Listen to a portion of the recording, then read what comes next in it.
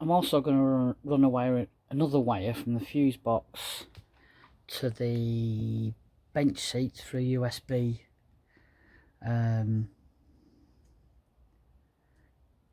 port, so I can charge our phones while we're sat with an IT or something, and then another wire from the fuse box over the top behind the bathroom for an under cupboard light, because I'm going to put a cupboard there, so I need to run that wire as well. I was watching YouTube last night, catching up on some videos. Saw a van builder that had put across the two cupboards, because there will be a cupboard there eventually when I've done all the wiring. He'd put a cupboard across the back, which I thought was a good idea because it's not in the way. So if I do like a small thin cupboard, again for storage, build that across there, because I can just anchor the supports to that plyboard, because that'll be covered with plyboard at the back. Yeah, so have a go at that. Oh, it's all going on today. Right, it's a front USB socket in. I just cable clipped it to the framework of the bench. It runs all the way along behind the bathroom and it comes out near the fuse box, and I've labelled it front USB because it's the front USB. I think I've just found a space for the spare water carrier should I ever need one. That's going to be plyboarded, so I can't leave that there. I just won't be able to get to it. That's the wire for the light that's going underneath this cupboard. Labelled there and labelled down there. What I'm going to do is I want to keep obviously record of what fuses which switch or which wire, and then I'll get some little labels made for it. The only other wire that I need to run up, actually no, down the back, is a 240 volt wire, because I'm going to put a 240 volt socket on the front of this, just for whatever really, laptop or something, because you never know when we hit the road. So the wiring, the 12 volt wiring, I think is pretty much done. I can't think of anything else unless I want to put a light in that cupboard, but I don't think I need one because I've not even got into building it yet. But yeah, so 12 volt wiring pretty much done, just needs all connecting and the USBs and the light putting in, which I might do next, just under that cupboard. I can get them 3 wired up inside that cupboard, and I've got some LEDs that I might put under here, or I might just have them one of these, because I've got 4. So I've got one to go there, one to go under there, and then one to go here. So as I've got 4, is it worth putting one in there? Don't know yet. I've got some time to think about it. But it's coming together.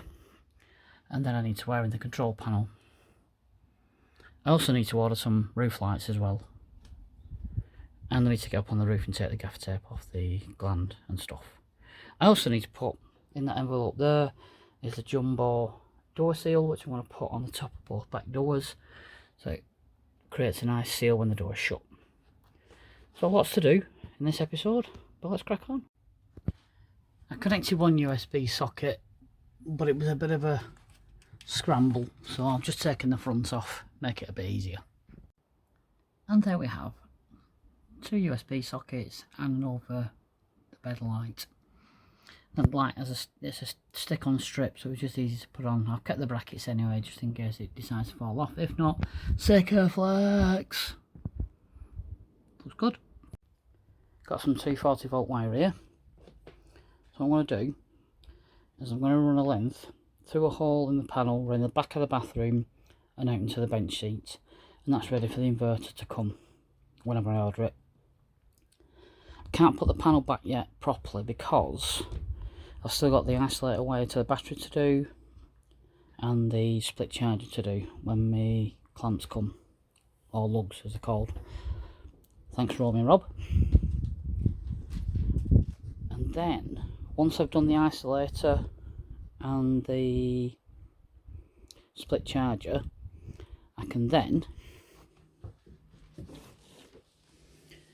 insulate and vapor barrier, all that, and then screw the panel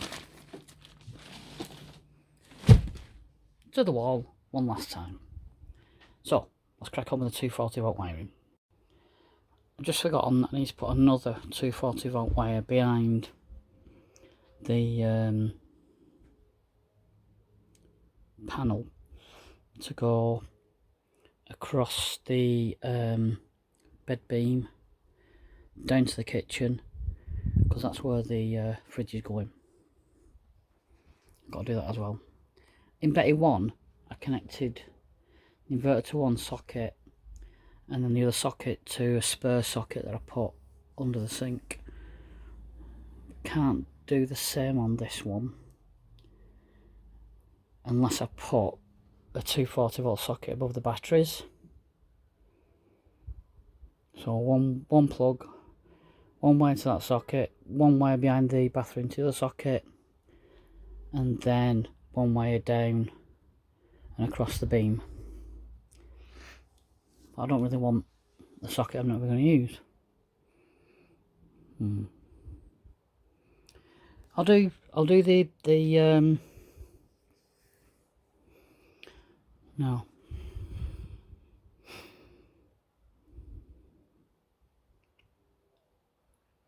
I'll wait because I'll need to get three sockets then.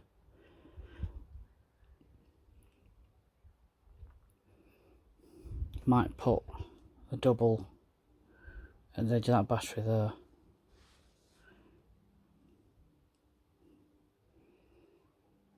So right, yeah, away from the inverter and into a plug socket, and then split that off.